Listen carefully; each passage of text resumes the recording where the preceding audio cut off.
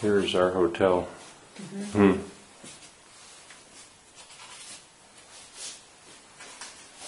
Hotel Dato.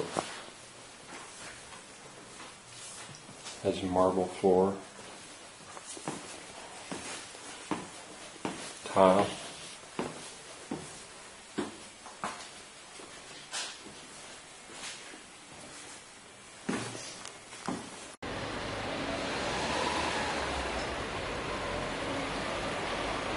Correos means a post office.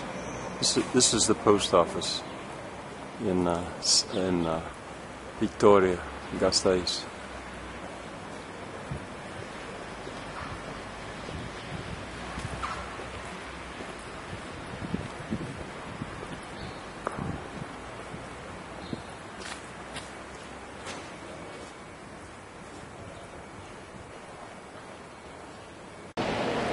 Plaza San Miguel. I like the mix of the stone and the cut stone, but mostly I wanted to film this, the way they use bricks to do the arching within the stone wall. Oh, there's a crack. There's a crack in that wall. You don't see that much. That's not good.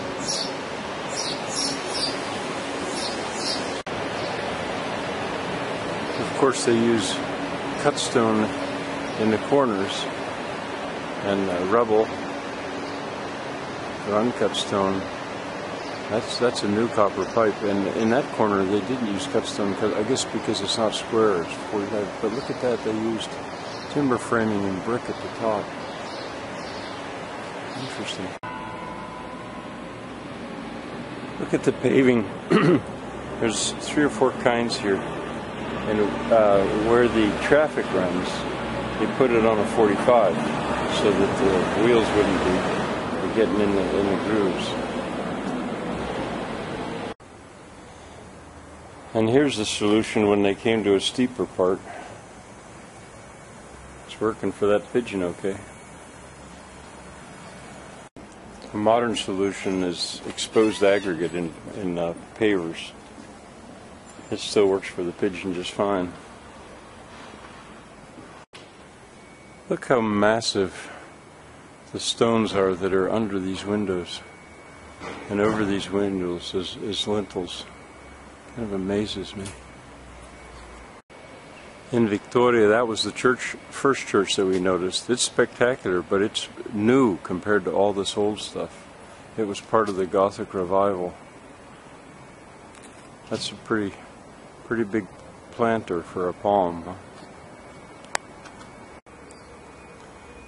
I like to see brick and stone mixed. Each one has a use, and the brick is for doing the fine detail. And the door, I want to make some doors sometime. I guess this balances out that planter for the palm tree. A huge planter for what looks like a willow. I'm pretty sure that's new work. It's nice to see that still those are real arches. They're not there because steel is holding them in place. You see the way they use stones to shed the water for the buttress to this wall. It's a rather long arch, true arch with stone. Another long, true arch with stone. I believe you call this a portcullis.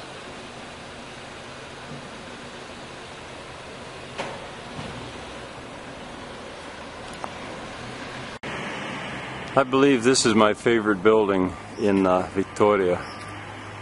It just shows exactly how it was built, and it is so old. I'm amazed that they, or not amazed, but I noticed that they seem to like to use very thick joints between their bricks. I'm walking like this because that's an interesting example of medieval mercantile architecture. It certainly is. I had Erica make a lot of still photos of this. There's stone and brick mixed right there. And how about that door? one big door, and inside it a little door. I'm going to do some of that. Stone, down low, and then they go to brick. My daughter and I were in a bar right beside, I guess it was right there. And there were some things that weren't natural. Now see, these are two buildings against each other. Well, I find this very, very interesting. Just a little bit more about this building. It says it's the 15th century. El Portalón, the big gate or the big door. Maybe this was the door into part of the city. So those timbers would be over 500 years old. Now they've been cleaned up. Pretty nice, I think. London probably looked something like this before it burned.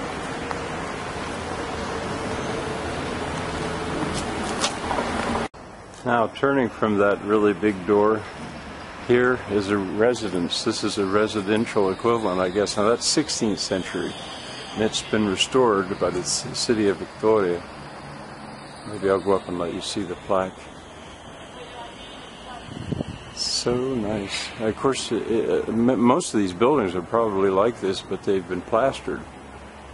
But underneath them, it probably looks like this. Right up through there. Medieval. From a slightly different angle, you see that's plastered. In that case, they left the timber showing. But this is that same building that I'm making such a fuss over. It gives a whole different idea of what a Spanish town would look like if it were not plastered. And they were not averse to using curved timbers. Do you see that brace was made out of curved timber?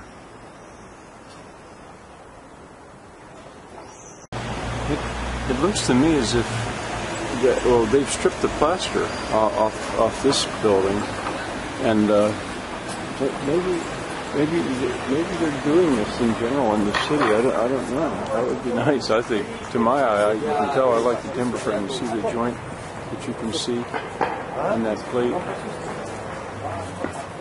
It looks like they're going to go right up and strip it down. That would be great. Plaster's okay. But for beauty, I like the other. See the narrow streets? This is so medieval. It almost must be. No one's told me, but it must be that there's a movement. There's a movement to strip the plaster off these buildings, which, you know, in a way, it wouldn't maybe be as authentic, because I think they were meant to be plastered. And one of the evidences of that is wood, like that piece of wood right there. Those chips, those gouges that were put in it. I believe they were put in it to make the plaster hold to it better.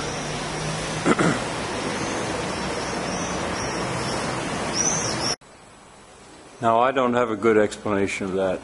It almost looks as if that building were purposely built leaning back, and I cannot imagine that they would have done that. Rather, I think maybe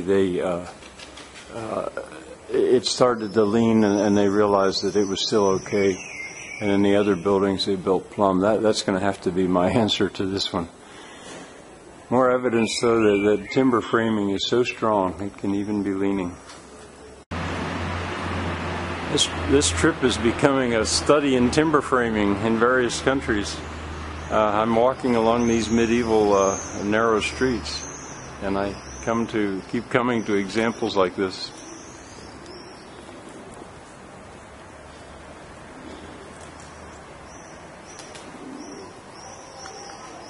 Maybe as I'm walking along, I should say that even in Paris, you can actually find this, except it's buried. It's in what's called the Latin Quarter, on the left bank. There are those narrow streets, but you really have to have a discerning eye to be able to tell that underneath the buildings is timber framing. But if you look close at the doorways, and now and then, I'm talking Paris now and then you'll see that a restaurant or a bar has featured the timber framing. Before Haussmann, Napoleon directed the architect Haussmann to completely rebuild Paris. Paris was a medieval city. Here's a little change of subject. There's an escalator right in the middle of town. Old meets new, I guess you could say. We could ride it a little bit. Yeah.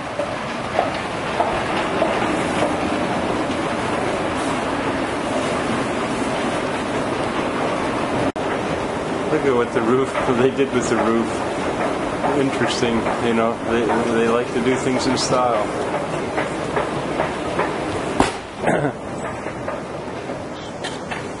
That wasn't so good. I tripped as I came off the escalator. There's more of that chipping to hold plaster. But why I stopped here was to just get a look at the hardware. And maybe the massiveness of those timbers setting on their plinths, I think you call it. And there's a sill. This sort of speaks for itself, I think. Look at the massive timbers.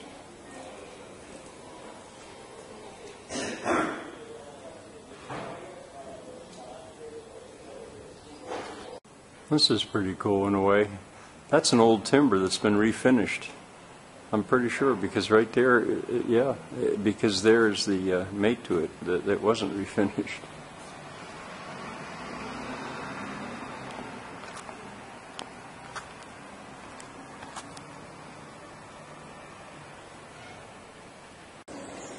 Now this is getting seriously narrow.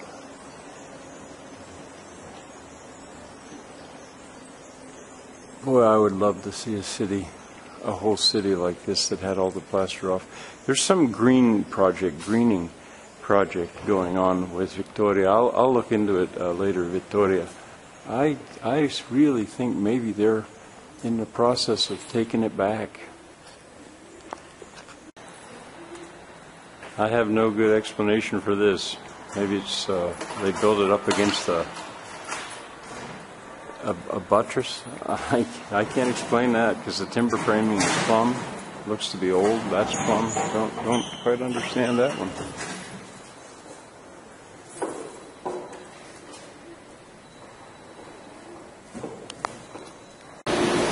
What drew me to this part of the city as soon as I saw this map was the nature of the curved streets. That showed me that was on a hill and it probably was very, very old. Now, just for the fun of it, I thought I'd show you where I have that map.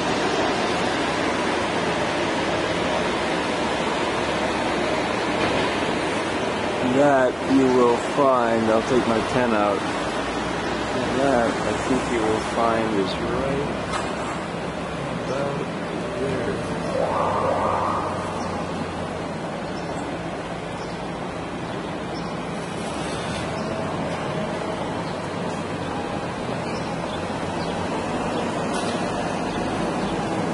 You can actually see that the drills went in from this side and they got so deep and then they stopped. And then it must have broken out the rest of the stone then. Maybe I should explain just a little bit about Neo-Gothic. It was, I want to say, in the reign of Queen Victoria in England, that there was a Gothic revival, and they started to build buildings like this again. The Houses of Parliament in England are probably the most famous example of it. But I think actually the Smithsonian Institute, the building in Washington, the building nicknamed the Castle, is also, you can see that same evidence. And I like the fact that they did that. It's a beautiful, beautiful form of building. At that time they could certainly still sculpt stone intricately. But I don't know why they didn't do stained glass windows. If they couldn't afford it, that puzzles me. I did want to point out that there seem to be no cracks in this building anywhere. I think the Washington Cathedral in Washington, D.C. might be considered an example of Neo-Gothic, but they used some concrete in it, and steel probably with the concrete, and there's some cracks in that building. kind of an interesting idea here. They built out of soil or moss or something, or a cage, the sign, and that's all living. I suppose that'll bloom pretty soon. I don't know.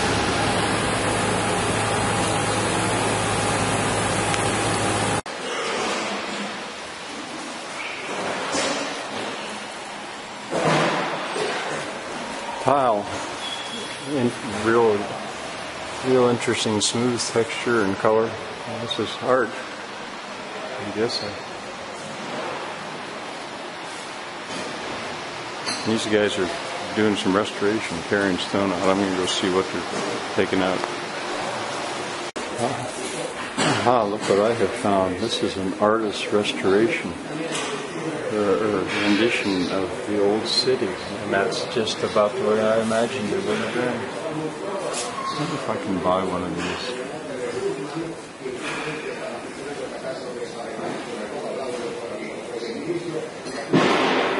That, I think, would be a city to see. Although this one is too, as it is now, because you can imagine.